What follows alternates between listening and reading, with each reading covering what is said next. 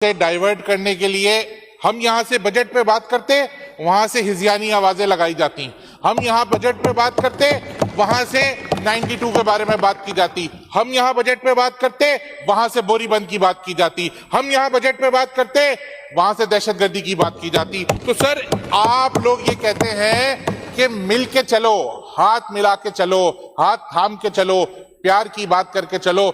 Sir हम तैयार हैं, हम तैयार हैं आपके साथ हाथ मिला के आगे चलने के लिए। हाथ बढ़ा के एक स्टेप आगे चल के आपके साथ हाथ मिलाएंगे और हाथ बढ़ाएंगे।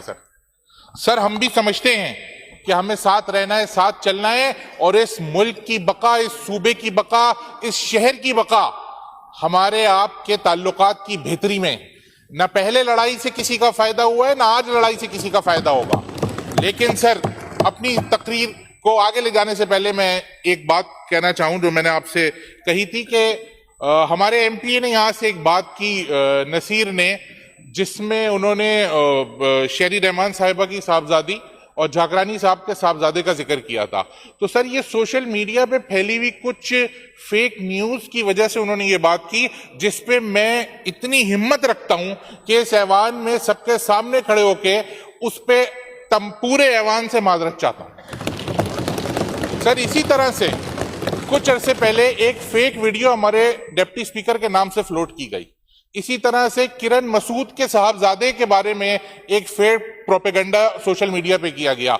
इस पे बात करें कि हम मिलकर कोई ऐसी कानून साजी करें कि सियासतदानों को, सेलिब्रिटीज को बहुत आसान टारगेट समझ के समझा जाता है कि जिसको चाहे जो चाहे इल्जाम लगा दे, और हम एक दूसरे के ऊपर उन चीजों को फ्लोट कर रहे होते हैं। सर ये गलत है, इस रिवायत को तोड़ने की जरूरत है, कानून बनाने की जरूरत है, और ऐसा कानून बनाने की जरूरत है कि कोई भी किसी पे इल्जाम लगाने से पहले सोचे। सर बड़ी बातें की गई, वहां से बड़े इल्जामात लगाए गए, रॉ के एजेंट होने का भी इल्जाम लगाया गया। तो पूछना सिर्फ ये था कि जो हमारे पास जितने लोग हैं वो रॉ के एजेंट हैं, जब वो आपके पास जाते हैं तो कोई रिजाइन दिखाते हैं कि रॉ से लेकर आए? ऐसा कैसे हो सकता है कि यहां बैठा हुआ अली खुर्शीदी रॉ का एजेंट हो और वहां बैठी हुई हीर सोहो रॉ की एजेंट ना हो? यहां बैठे हुए अब्दुल वसीम रॉ के एजेंट हो और आपकी काबीना में बैठा हुआ अली राशिद रॉ का एजेंट ना हो?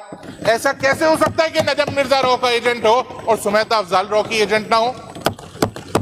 ऐसा कैसे हो सकता है कि मैं रॉ का एजेंट हूं और रजा हारून रॉ का एजेंट ना हो? सर ये खराफात है, इनको खत्म करना चाहिए, इनको रोकना चाहिए। ये इल्जाम तो फातिमा जिन्ना पे भी लगाया गया। ये इल्जाम तो लगाए जाते हैं लेकिन सोच नहीं रहे कि किस पे ये इल्जाम लगा रहे हैं, कैसे ये इल्जाम लगा रहे हैं, किन लोगों पे ये इल्जाम लगा रहे हैं।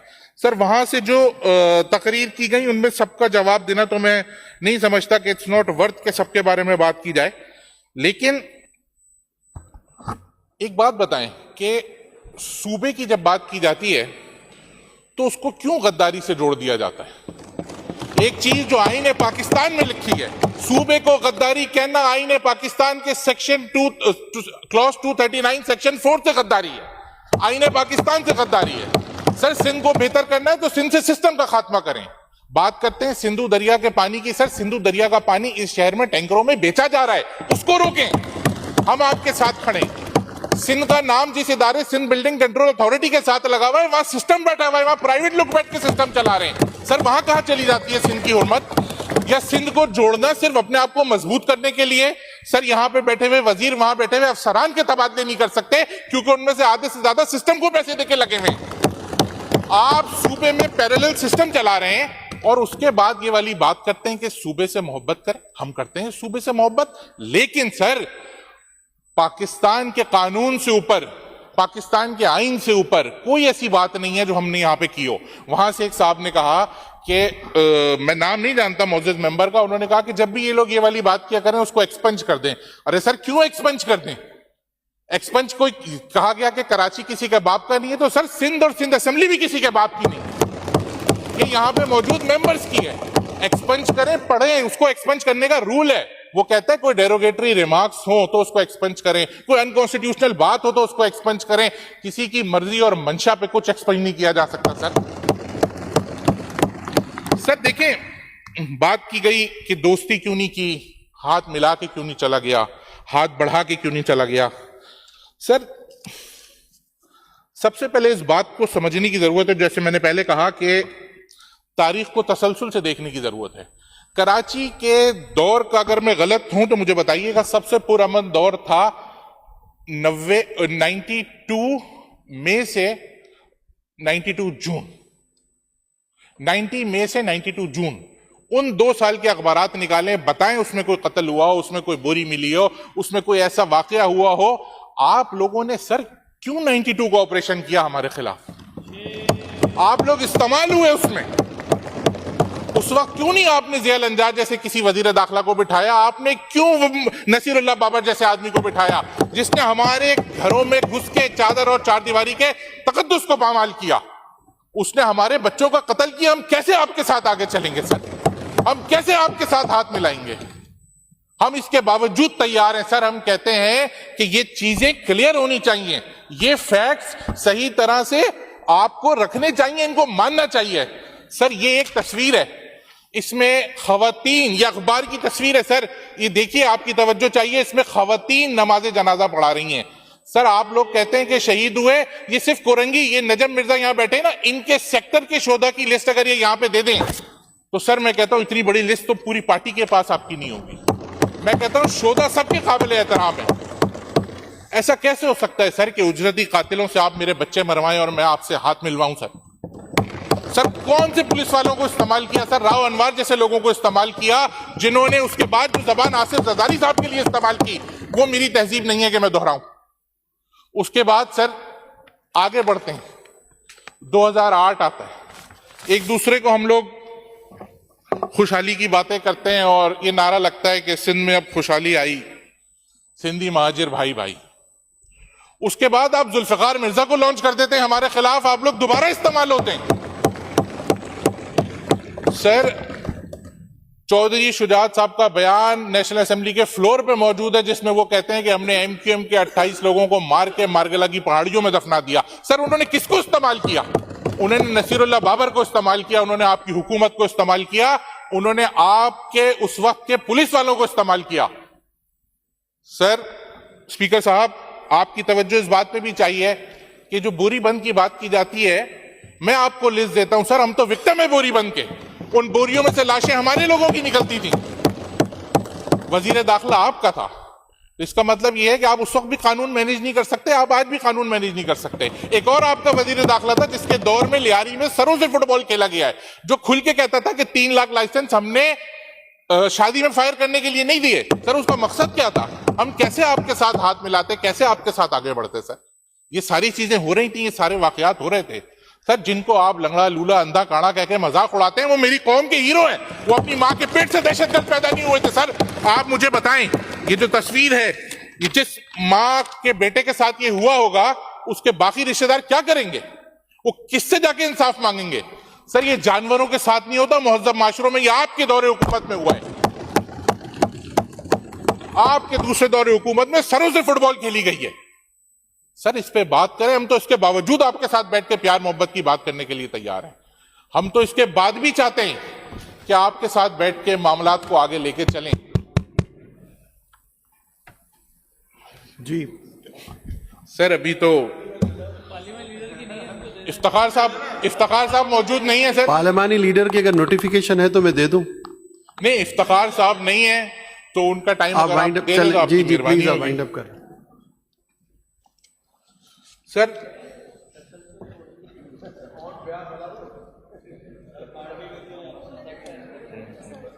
सर यहां कहा गया कि सेक्टर इंचार्जेस के दौर से निकलना है, यूनिट इंचार्जेस के दौर से निकलना है। Sir unit incharge sector incharge कोई गाली है क्या? इस फ्रंट रो में बैठे हुए कितने लोग ऐसे हैं मुत्समी जो इन तंजीमी जिम्मेदारियों पे गुजर के यहां तक पहुंचे? अच्छे बुरे लोग सब जगह होते हैं। अगर यहां से कुछ हुआ तो हम पे जहाज अगवा की बात करें, या हम अल-जुल्फिकार की बात करें, या हम बोरीबंद बम धमाके की बात करें, या मुजहर बलोच की बात करें, अरशद पप्पू की बात करें, बाबा लाडला की बात करें, रहमान डकैत की बात करें, नहीं करेंगे सर। हम मिलकर आगे बढ़ना चाहते हैं, लेकिन अपनी तस्लील भी बर्दाश्त नहीं करेंगे। बराबरी की बुनियाद पे बात करेंगे सर, हम आपके आहारी गुलाम नहीं है। सर मैंने तो माफी मांगी यहां से राब्ता कमेटी मेंबर की हैसियत से, अपने रुकन की पास से जो ऐसी बात हुई थी जो मुझे नागवार गुजरी। मैं चाहूंगा कि वहां से भी कोई खड़े होकर इस तरह की बात करे। ऐसा नहीं है कि बातें सिर्फ यहीं से हुई हैं सर। वहां मेरे आबाओ अजदाद के बारे में जिस तरह के अल्फाज इस्तेमाल किए गए सर, मैं भूल जाता अगर वो सिर्फ मेरे आबाओ अजदाद होते और यहां पे बैठे हुए सारे लोगों के आबाओ अजदाद होते। मैं आपको बताता हूं, कहा गया कि जिनके पास रोटियां नहीं थी क्या वो पाकिस्तान बनाएंगे। सर ये भी कहा गया कि टेंट में आने वाले पाकिस्तान बनाएंगे। सर ये भी कहा गया कि जिनको हमने क्या खत दे के बुलाया था। सर इन तमाम लोगों को ये बताने की जरूरत है कि किसके बारे में और क्या बात कर रहे हैं। मुझे सिर्फ ये पूछना था कि ये जो कह रहे हैं कि रोटियां खाने को नहीं थी, ये सेठ हबीब की बात कर रहे हैं, राजा साहब महमूदाबाद की बात कर रहे हैं, वलीका वालों की बात कर रहे हैं, अबुल हसन अस्फहानी जिसने PIA बनाया अपने जहाज दिए उसकी बात कर रहे हैं। और सर बात वो कर रहे हैं जिन्होंने खुद रोटी पेट भर के पीपल्स पार्टी को हुकूमत में आने के बाद खाना शुरू की है। मानते हैं अगर किसी ने दस्तरखान लगाए थे तो वो फरियाद तालपुर साहिबा के दादा ससुर थे जिन्होंने वाकई दस्तरखान लगाया था। वो जाम सादिक के वालिद थे। वो पीर इलाही बख्श थे जो चीफ सेटलमेंट कमिश्नर थे जिन्होंने वाकई लोगों की हेल्प की। सर आप मुझे बताएं, ये कहते हैं कि आ गए थे, इससे पहले आपका एक वजीर खड़े होकर कहता है कि भूखे नंगे आ गए थे। उसके बाद जो उसने बातें जरदारी साहब के बारे में की वो दोहराना भी मेरी तहजीब नहीं है, नहीं दोहराऊंगा। सर ऐसे लोगों को ये जो फ्रैंकेनस्टाइन मॉन्स्टर्स होते हैं ना, जिनको लॉन्च किया जाता है बड़ी खुशी खुशी दूसरी पार्टियों के ऊपर, ये जब अपने ऊपर आते हैं तो फिर बहुत ज्यादा तकलीफ होती है। ऐसा नहीं होना चाहिए सर। इस रिवायत को तोड़ें, फिर हम आपके साथ मिलकर आगे चलेंगे, फिर हम आपके साथ बैठेंगे। सर ये तजलील जिन आबाओ अजदाद की हुई है सर, हम बर्दाश्त कर जाते अगर बात सिर्फ MQM पे होती। सर ये सर सैयद की औलादों की तजलील हुई है, मौलाना मोहम्मद अली जौहर की, मौलाना शौकत अली जौहर की, टीपू सुल्तान की, लियाकत अली खान की औलादों की तजलील हुई है। सर ये अब्दुल कदीर खान के आबाओ अजदाद की तजलील हुई है, अब्दुल सत्तार ईदी के आबाओ अजदाद की तजलील हुई है।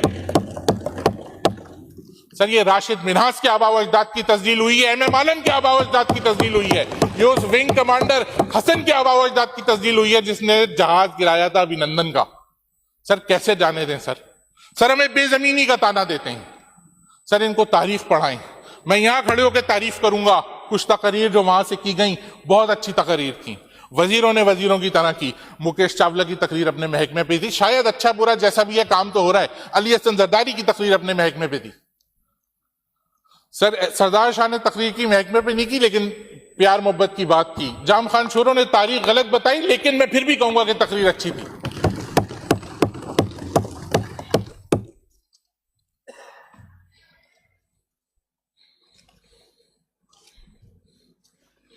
सर ये कुछ डेटा है सर।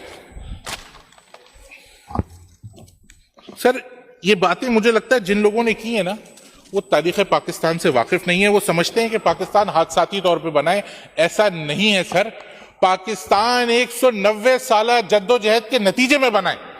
पाकिस्तान के लिए पहली जंग अंग्रेजों के खिलाफ जो हुई थी वो 1757 में वॉर ऑफ प्लेसी थी, जो मेरे आबाओ अजदाद ने लड़ी थी। सर यहां बैठ के बेजमीनी का ताना दे रहे हैं।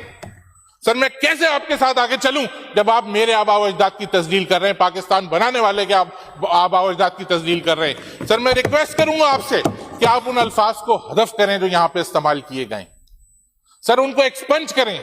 ये तजलील आप शायद किसी ने आपको गलती से अगर किसी महाजिर ने वोट दिया है तो सर ये बात मैं ऑन रिकॉर्ड कह रहा हूं कि हम एक एक महाजिर के पास जाएंगे और बताएंगे कि इनके 4-5 पुल और 2-3 अंडरपास हमें नहीं चाहिए।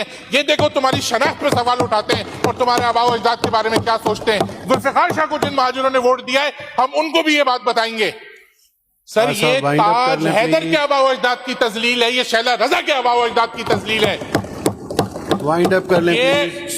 शर्मिला फारूकी के आबाओ अजदाद की तजलील है, ये मुर्तजा वहाब के आबाओ अजदाद की तजलील है। सर इस पे वहां से किसी को खड़े होकर बात करना जरूरी है। ये डॉक्टर आसिम के आबाओ अजदाद की तजलील है।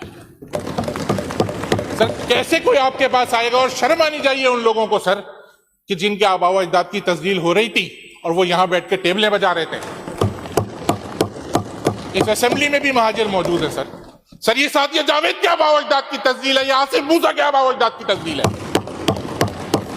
सर ये सुमेता के आबाओ अजदाद की तजलील है, ये उरूबर अब्बानी के आबा अजदाद की तस्लील है सर, ये वकार मेदी के आबा अजदाद की तस्लील है सर। इसको कैसे कबूल करें हम, कैसे आपके साथ हाथ मिलाएं, कैसे प्यार मोहब्बत की बात करें और कैसे आगे चलें? आप मेरे आबा अजदाद को भूखा नंगा कहें, आप कहें कि उनको रोटियां पूरी नहीं थी, आप कहें कि वो टेंट में आके रहे थे।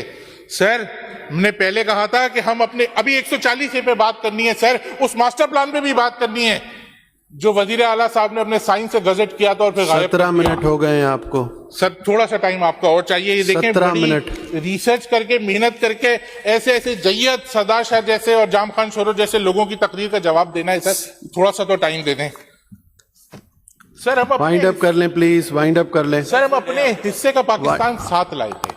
मैंने आपको बताया कि 1857 में पहली जंग लड़ी गई, उसके बाद 100 साल तक उन आबाओ अजदाद, थोड़ी देर पहले आपने 1757 में सर, गलती हो गई होगी। उसके बाद 1857 में जंग आजादी हुई सर, उसके 100 साल तक जो लड़ाइयां हुई हैं उसमें मेरे आबाओ अजदाद को सूली पर चढ़ाया गया है, तोपों के दहानों पे बांध के मारा गया है। उन लोगों के बारे में ये बात कही है सर। ये जितनी लड़ाइयां हुई हैं, 1946 का जो इलेक्शन हुआ है सर, जिसमें मुस्लिम लीग को ये मैंडेट मिला है कि वो पाकिस्तान की जद्दोजहद करे, पाकिस्तान के लिए बात करे सर, उस इलेक्शन का रिजल्ट उठाएं। जितने शहर आपके आबा अजदाद के थे वहां 72%, और जो मेरे आबा अजदाद के शहर थे वहां से 93% सर। यूपी, सीपी, बिहार जो पाकिस्तान का हिस्सा नहीं है, हम यहां आए इंटरनेशनल मुआहदे के तहत आए, ऐसे नहीं आए। ये देखिए सर, ये हमीदा खोड़ो साहिबा की किताब है। जिन हमीदा खोड़ो साहिबा के भाई का जिक्र जाम खान शोरो साहब ने करके बताया था कि वो खड़े हो गए थे बंदूक लेकर लड़ाई करने के लिए सर, वो ये लिखती हैं कि सिंध में 80% जो लैंड होल्डिंग थी वो सिंधी हिंदुओं की थी। ये लिखा है सर, जिसको गलत है वो उस पर बात कर ले, मैं तैयार हूं सर। ये सर शाहनवाज भुट्टो साहब और उस वक्त के जय्यद लोगों के जो, ये देखें सर, ये उस किताब की कॉपी है, ये उस वर्बेटम मौजूद है जो ये बता रहे हैं कि 40% लैंड सिंधी, 25% उनकी आबादी है, 40% लैंड उन सिंधी हिंदुओं की है और 30% प्लेज हुई है सर। उनसे हमारा मुआहदा हुआ था सर, और इंटरनेशनल मुआहदा हुआ था, उसकी कॉपी ये ट्रीटी सीरीज यूनाइटेड नेशंस में मौजूद है सर। ऐसे ही नहीं आए थे, इस मुआहदे के तहत आए सर। इस मुआहदे के तहत हमने हिंद दे के सिंध लिया है सर। वाइंड अप कर ले प्लीज। आज वहां पे उस वक्त का यूपी था, 2 पाकिस्तान आ जाए सर। हमने ऐसे कितने यूपी सीपी कुर्बान करके हम यहाँ पे आए थे। आप लोग 1947 की लैंड होल्डिंग्स बताएं मुझे सर। आज जितने यहाँ वडेरे बन के बैठे हैं उनके पास 1943 में कितनी जमीन थी? मैं तो इस सूबे की 80% जमीन का मालिक हूं सर। ये देखें, ये चार्टर ऑफ राइट्स हुआ है। लास्ट मिनट आपके पास है, 20 मिनट आपके पूरे हो गए। 1 मिनट मुझे और 20 मिनट पूरे हो चुके हैं। चार्टर ऑफ राइट्स में पूरे पाकिस्तान की लीडरशिप के सिग्नेचर हैं। यहाँ पे 17वां पॉइंट है, it is jointly agreed that a commission shall be established with mutual agreement to resolve issues of occupied evacuee land as per law. आपने ये लॉ 1974 में रिपील कर दिया सर। आपने नेशनलाइज करके जितनी जगहें ली वो सब हमारे लोगों की थी सर, चाहे आदमजी इंश्योरेंस हो, यूबीएल हो, एबीएल हो, नेशनल बैंक हो। सर आप बताएं ना आपके कितने सेट थे उस वक्त सर। सर ये इलियास चट्टा केस वर्सेस इलियास चट्टा versus revenue department of Punjab, इसमें सुप्रीम कोर्ट के 3 रुकनी बेंच का ऑर्डर है। इवैक्यू प्रॉपर्टी पे सिर्फ आने वाले महाजनों का हक है और कोई आइन, कोई कानून इंटरनेशनल ट्रीटी को कैंसिल नहीं कर सकता। ये सुप्रीम कोर्ट का ऑर्डर मौजूद है, ये सुप्रीम कोर्ट का ऑर्डर है सर। ये एक खबर है जिसमें 73 में आखिरी बात, आखिरी मिनट सर, आखिरी मिनट सर, आखिरी मिनट अगर आप मुझे दे दें सर। 1973 में 1973 में कायम अली शाह साहब यहां मौजूद हैं, वो उस वक्त पार्लिमानी वजीर, पार्लिमानी उमूर के और कानून के वजीर थे। एक एमपीए के सवाल पे उन्होंने जवाब दिया कि हमने 28% दुकानें और मकान दे दिए हैं हिंदुस्तान से आने वाले महाजिरों को। सर बाकी 76% दुकानें मकाने कहां हैं? बाकी 100% जमीन कहां है मेरी? थैंक यू, शुक्रिया।